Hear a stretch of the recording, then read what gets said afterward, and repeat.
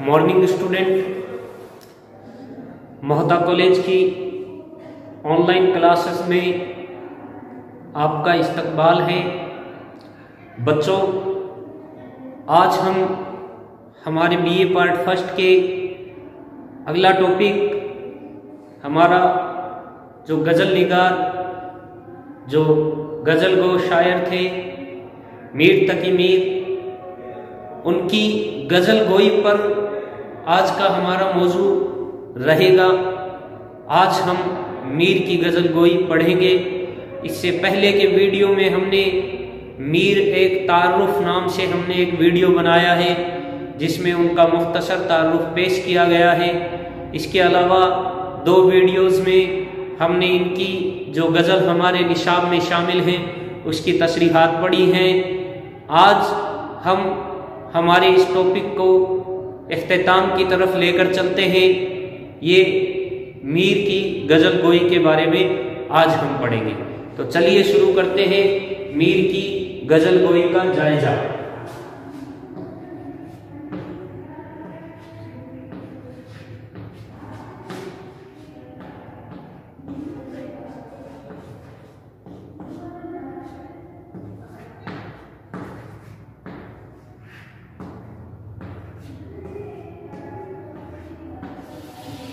बच्चों, जैसे कि हम जानते हैं कि मीर तकी मीर दिल्ली दबिस्तान से भी वाबस्ता रह चुके हैं।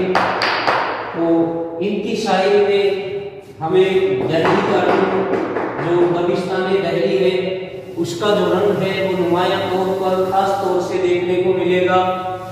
तो इनकी जो गज़ल गोई है आज हम जानेंगे कि ये किस खासियत के हामिल हैं। इनकी जो गज़ल गोई है वो कैसी कैसी खासियतें अपने में शमाए हुए हैं। तो सबसे पहले हम मीर के कलाम की खसूसियात पर चर्चा कर लेते हैं। देखिए, उर्दू शायरी को, जो उर्दू शायरी है हमारी, उसको जो दर्द है और असर है, यानी दर्दो असर और सोजो गिराज से जो माला माल करने वाले शायर हैं उन्हीं का नाम क्या है? मीर तकी मीर है। उनके दर्दो गम का सर चश्मा उनकी जात और जमाना दोनों है। वालिद की वफात कम उम्र में ही हो चुकी थी और भाइयों और रिश्तेदारों की जो शर्द महरी, जो उनका जो बर्ताव था, उसकी वजह से उनके दुखों में क्या हुआ और ज़्यादा इजाफा हुआ, जिसकी वजह से वो दुखों में क्या हो गए? मुब्तला हो गए। तो ये हम जब देखेंगे कि जो उर्दू शायरी, जो हमारे ये शायर हैं मीर तकी मीर, इनकी शायरी में हमें उनकी जो आप बीती है वो नज़र आएगी। यानी आप बीती में जग बीती कह सकते हैं हम, या यूँ कह सकते हैं कि उनकी जो गज़लें हैं उन गज़लों में हमें उनकी जो ज़िंदगी, उनकी जो हयात है, उनके साथ जो कुछ गुजरा उसका जो दर्दो असर उन पर, उनके जो दिल पर जो गहरा असर किया था, उन्होंने अपने दिल के जज्बात को अपनी शायरी में अपने लफ्ज़ों के ज़रिए उतारा है। तो चलिए, इनके कलाम की जो पहली खूबी है, वो जो खूबी है वो है खारजियत, या यूँ कह सकते हैं खारजी माहौल की अक्कासी करते हैं। यानी इनके यहाँ खारजी माहौल की अक्कासी पाई जाती है। तो चलिए, इनकी पहली जो खूबी है वो है खारजी माहौल की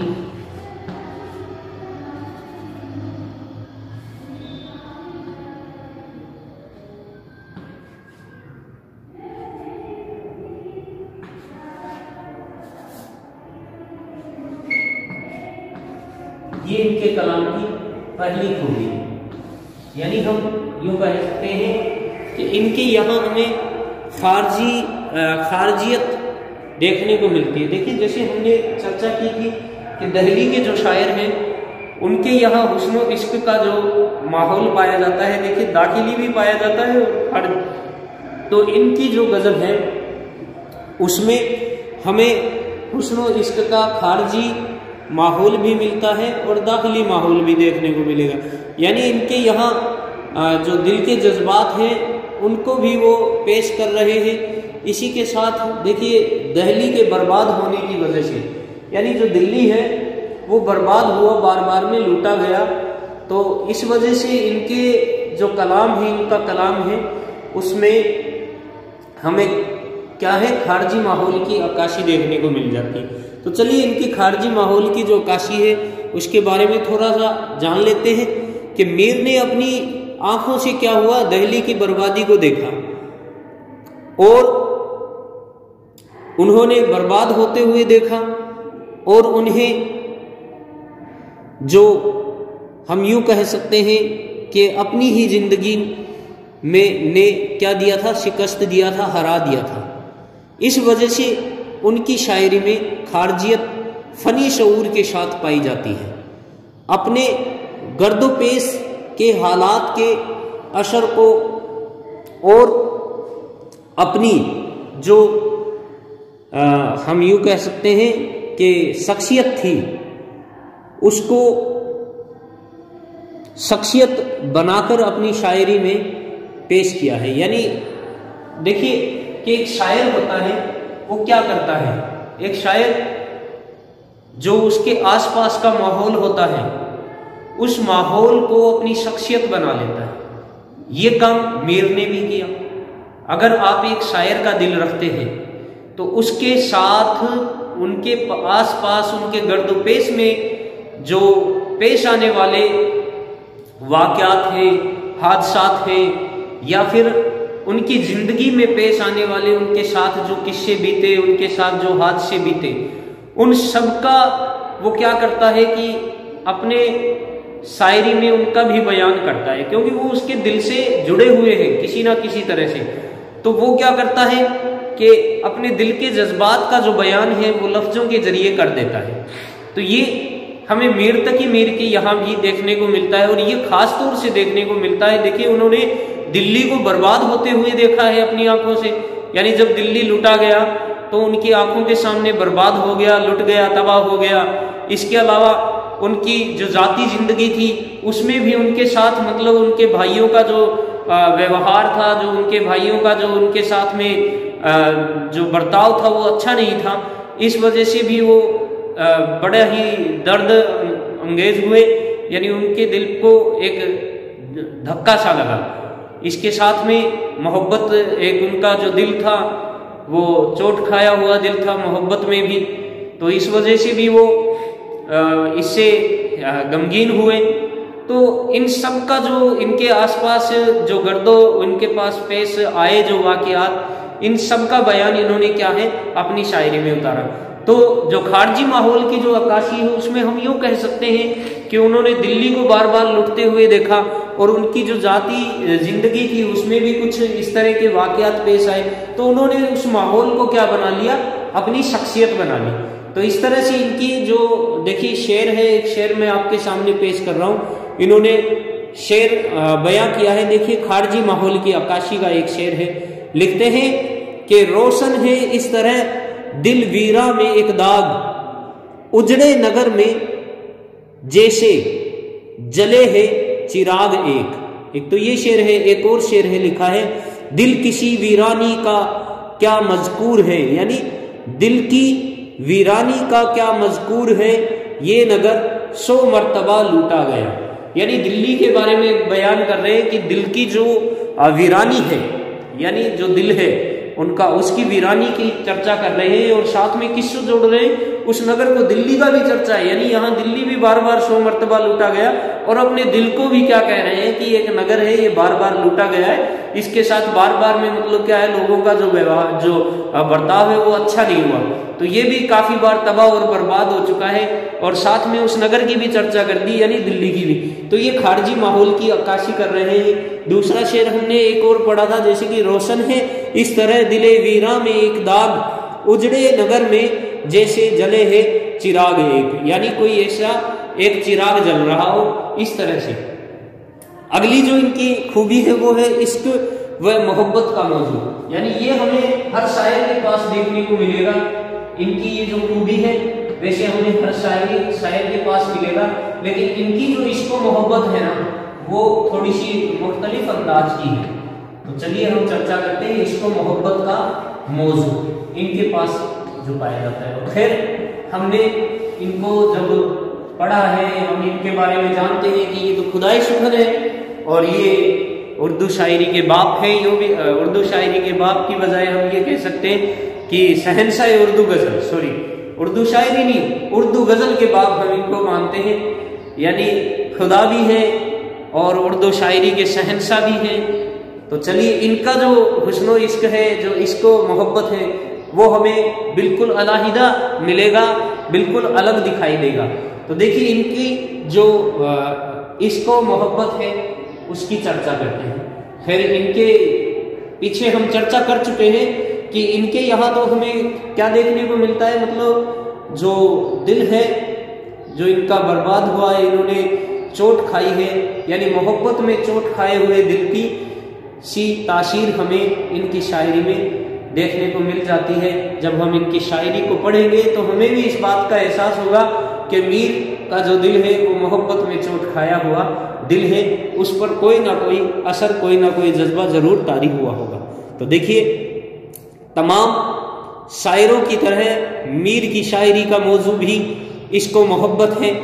उनकी शायरी का मौजू रस्मी मोहब्बत नहीं बल्कि क्या है, मोहब्बत की चोट खाए हुए दिल के तजुर्बात है। यानी हमने अभी चर्चा की है कि यानी मोहब्बत में जिस दिल ने चोट खाया हुआ हो वो तजुर्बात है। तो जाहिर सी बात है कि इनके जो जज्बात हैं वो बिल्कुल हमें ओरिजिनलिटी दिखाएंगे, यानी इनकी जो शायरी है उसमें इन्होंने अपने दिल के जज्बात को बयान किया है। तो किसी ना किसी शक्ल में मोहब्बत का आज़ार इनकी जिंदगी, यानी इनकी जिंदगी के साथ लगा हुआ है। यानी किसी ना किसी तरह अगर हम देखते हैं तो हमें जो मोहब्बत का जो आज़ार है, जो मोहब्बत नुमा इन पर जो गम है, वो पूरी तरह से इनसे जुड़ा हुआ हमें दिखाई देगा। इश्क के साथ नाकामियां, महरूमियां हमेशा से वाबस्ता रही है। तो देखिए मीर जो के गम पसंद फितरत और हसास दिल के मालिक थे, उन पर इश्क ने और भी जो कहर तोड़ा। यानी हम यूँ कह सकते हैं कि ये इतने गम पसंद इंसान थे, हसास तबीयत के मालिक थे, तो इन पर तो जो इश्क है उसने बहुत ही कहर तोड़ा। और उस गम व मोहब्बत का मौजू हमें उनकी शायरी में मिलता है। इनके अशआर की दाखिलियत, जिसे फिराक ने क्या कहा है, भीतरी चोट का नाम दिया है। जो फिराक गोरखपुरी है वो इनकी जो दिल की जो शायरी है, इनकी शायद इनके अशार हैं, उसकी जो दाखिलियत है ना, कहाँ तक है वो बता रहे हैं कि भीतरी चोट का काम करता है, चोट का नाम दिया है और हमारे दिल पर नुस्तर का सा काम करते हैं। यानी और वो क्या करते हैं कि जब हम पढ़ेंगे तो हमारे दिल पर तीर से चलाएंगे, जैसे वो एक नुस्तर चला रहे, तीर चला रहे। जैसे एक शेर कहा है कि लिखते हैं, हमारे आगे तेरा जब कसों ने नाम लिया, दिल सितम जुदा को हमने थाम थाम लिया। इस शेर में हम पढ़ कर भी आए हैं, इसके बारे में हमने पीछे पढ़ा भी है। इस शेर की तस्रीर भी पढ़िए। क्या लिखा है कि हमारे आगे जब तेरा कसों ने नाम लिया, दिल सितम जुदा को हमने थाम थाम लिया। तो चलिए अगला जो इनकी शायरी की खूबी है उस पर चर्चा करते हैं। तीसरी इनकी खूबी है तशव्वुफ के मौज़ूआत। यानी इनकी शायरी में हमें तशव्वुफ भी देखने को मिलता है, यानी इसके हकीकी के जज्बे भी देखने को मिलते हैं। तो तशव्वुफ के मौज़ूआत एक और इनकी अहम खूबी है। जैसे पहला ही शेर हमने पढ़ा था, वहाँ वो ये अपने इसके हकीकी का बयान कर रहे हैं, कि था मुस्तआर हुस्न उसके जो नूर था, लिखते हैं ना, मतलब था हुस्न उसके, था मुस्तआर उसके हुस्न जो हुस्न उसके जो नूर था, खुर्शीद में ही उसी का जर्रा ज़हूर था।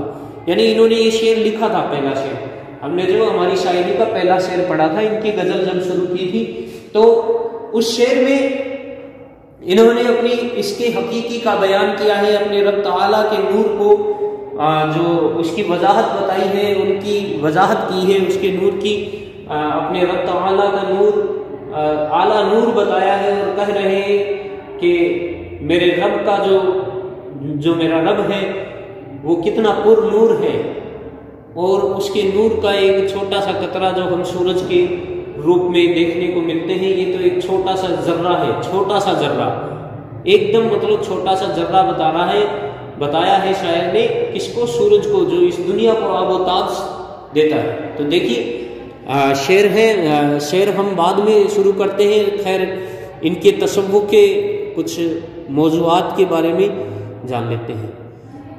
तसव्वुफ़ से मुराद हमने जाना था कि जिसमें मतलब इस तरह का बयान किया गया हो।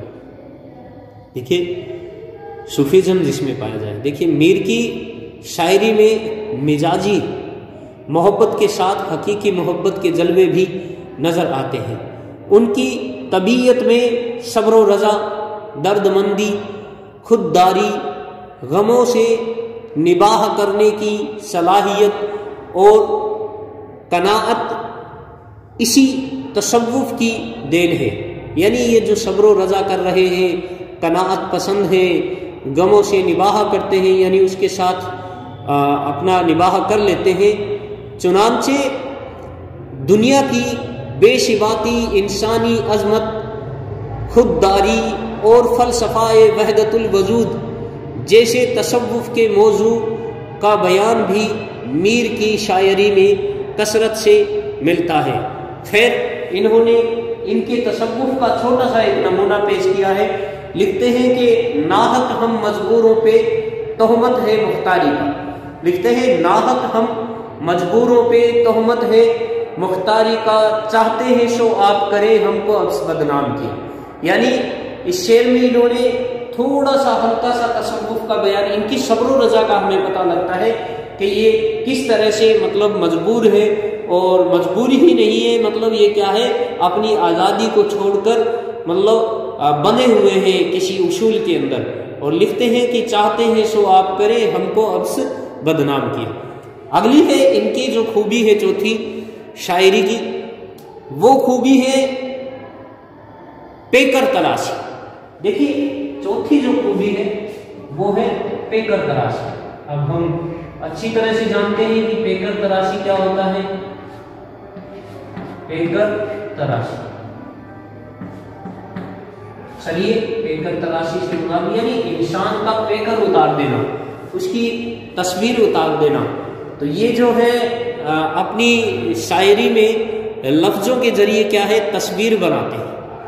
तो हमने यही चर्चा की है कि मतलब किसी ये जो है अपनी शायरी में अपने महबूब की तस्वीर उतारते हैं, और इस तरह से उतारते हैं ऐसा लगता है हूबहू मतलब सच्ची तस्वीर इन्होंने उतारी है, और वो हमारे सामने इनका महबूब खड़ा हो, उनके हुस्न का, उनके बालों का, उनकी जो उनका पेकर है वो इस तरह से उतार देते हैं जैसे कि एक तस्वीर सी बना दी हो, लफ्जों की तस्वीर इन्होंने बना दी हो।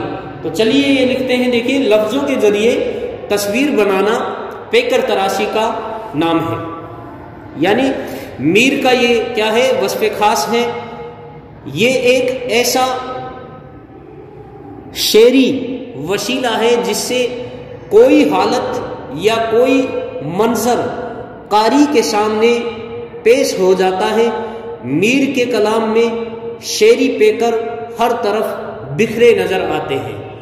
एक शेर में लिख भी रहे हैं, शेरी पेकर से मुराद ये है जैसे कि मतलब आपको लफ्जों के जरिए ऐसी तस्वीर दिखा देंगे जिस तस्वीर के बारे में मतलब जैसी की तस्वीर एक मशव्वर जो बनाता है, जो बनाने वाला होता है ना, तस्वीर निगार जो तस्वीर बनाने वाला होता है, उससे भी बेहतरीन तस्वीर आपके सामने उतार देंगे और आपके ख्यालों में वो तस्वीर आपको नजर आएगी। तो देखिए आप उस तस्वीर को कैसे सोचते हैं। लिखते हैं कि रात महफिल में तेरी हम भी खड़े थे चिपके, सॉरी लिखा है रात महफिल में तेरी हम भी खड़े थे चुपके, जैसे तस्वीर लगा दे कोई दीवार के साथ। यानी ऐसा लग रहा है इतने चुपचाप खड़े थे कि जैसे किसी ने कोई तस्वीर दीवार पर चिपका दी हो। समझ गए, मतलब एक तस्वीर सी बना दी है कि चुपचाप इंसान इस तरह से खड़ा होता है और ये ही तस्वीर हमारे सामने पेश हो जाती है। अगली जो पांचवी इनकी शायरी की जो खूबी है वो है सादा सलीस जबान का इस्तेमाल। यानी ये बिल्कुल दिल्ली की टकसाली जबान का इस्तेमाल करते हैं। तो पांचवी खूबी है सादा सलीस जबान का इस्तेमाल। ये भी इनकी वस्फ़ खास कह सकते हैं, इनकी अहम खूबी में है। यानी ये अपनी जबान को इतना सादा और सलीस तरीके से इस्तेमाल करते हैं, इतनी सादा और सलीस लफ्जों का इस्तेमाल करते हैं कि जो कारी है उसको समझने में ज़्यादा मतलब दौड़ भाग, ये जिसको हम कहते हैं कि मतलब बनावटी लफ्जों की बजाय ये एकदम सिंपल अल्फाज का इस्तेमाल करते हैं, जिसकी वजह से कारी को भी समझने में क्या है ज़्यादा कोई मतलब जोर नहीं आए या फिर उसको उलझन पैदा नहीं होती। तो देखिए इनकी सादा सलीस जबान के बारे में जानते हैं। मीर अपनी शायरी में आम बोलचाल की जबान का यानी आम फहम जबान का इस्तेमाल करते हैं। उनके यहाँ हुस्न मोहब्बत के रंगीन बयानों में भी सादगी बस्ती या बरसती दिखाई देती है, यूँ कह सकते हैं। यानी इनकी जो शायरी है उसमें हमें बिल्कुल सादगी बरसती हुई, इनके हुस्न मोहब्बत के जो रंगीन बयान हैं उनमें भी हमें सादगी बरसती हुई नजर आएगी। आहा, इन्होंने एक शेर लिखा है, काफ़ी मर्तबा मतलब मशहूर शेर है कि लिखते हैं नाजुकी उनके लब की क्या कही। वाह, मतलब बिल्कुल इसी जबान में बिल्कुल सादा सलीस अल्फाज लिख गए कि नाजुकी उनके लब की क्या कहिए, पंखुड़ी एक गुलाब की सी है। बिल्कुल समझ में आने वाला शेर है, ज्यादा हमें दिमाग बनाने की जरूरत नहीं है और एकदम सादगी के साथ इस रंगीन बयानी को पेश किया है। अगली जो इनकी खूबी है चलिए उस पर चर्चा करते हैं।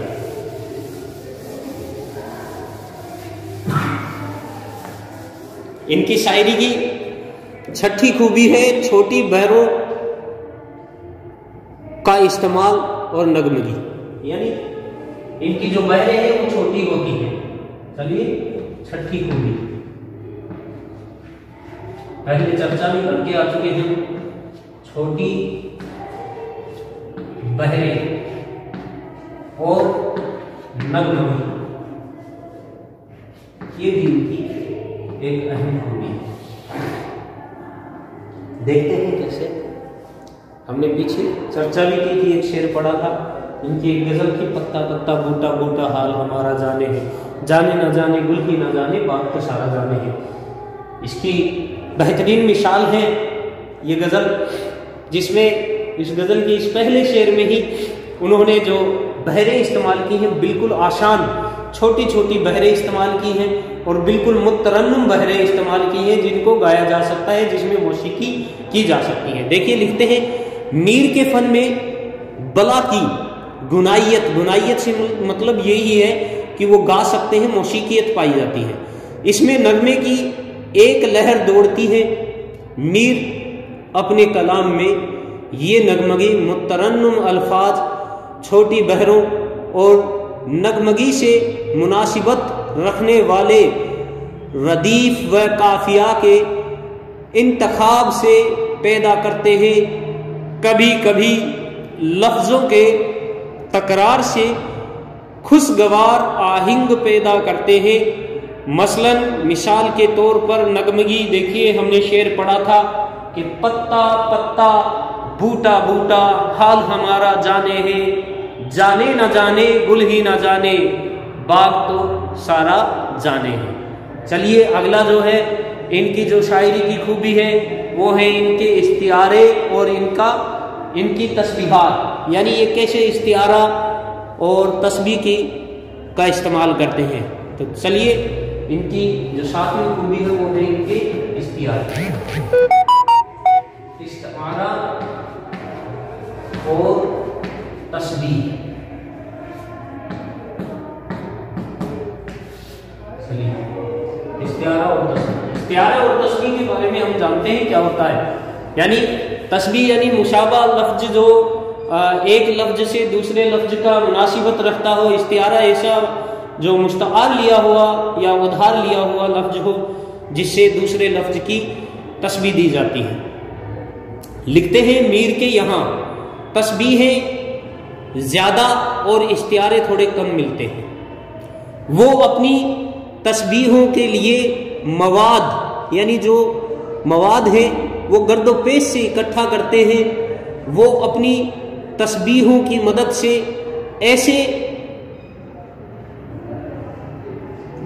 ऐसी तस्वीर या तस्वीरी पेकर तराशते हैं कि उनमें जिंदगी की हरारत होती है। ये तस्बीहें सादा होते हुए भी बड़ी जो अछूती होती है, यानी ये जो तस्वीरें जो बनाते हैं ये सादा होते हुए भी एक तरह से अछूतेपन का एहसास दिलाती है। तो देखिए इनका एक मिसाल के तौर पर मैं मिसाल पेश करना चाहता हूँ इनकी शायरी का। इनका एक शेर पेश करना चाहता हूँ इस्तिआरे का। देखिए लिखते हैं, शाम से ही बुझा सा रहता है दिल हुआ है चिराग मुफलिस का। यानी बुझने का मुराद शाम से बुझ गया है और बुझने को चिराग से तस्बीह दी है। ये तस्बीह है, यहाँ दिल को किससे तस्बीह दे दी? चिराग से, कि दिल है वो बुझा हुआ है चिराग की तरह। अगला मीर की सादगी, उनका अंदाज़े बयान की दिल गिराफ्तगी, इन सब चीज़ों ने कलाम मीर में बेपनाह तासीर पैदा कर दी। मीर के इस सहर बयानी को खिराजे अकीदत पेश करते हुए बाबाए उर्दू मौलवी अब्दुल हक फरमाते हैं, मीर के शेर चुपके चुपके खुद ब खुद दिल में असर करते चले जाते हैं। जिसकी मिसाल उस नुस्तर की सी है जिसकी धार निहायत बारीक और तेज है और उसका असर उसी वक्त मालूम होता है जब वो दिल पर जाकर खटकता है। यानी ये मौलवी अब्दुल हक इनके बारे में कहते हैं। तो ये थे हमारे मीर तकी मीर और उनकी गज़ल गोई की हमने चर्चा की। कल हम हमारे अगले शायर ख्वाजा हैदर अली आतिश जो हमारे निशाद के दूसरे शायर हैं उनके बारे में पढ़ेंगे। शुक्रिया।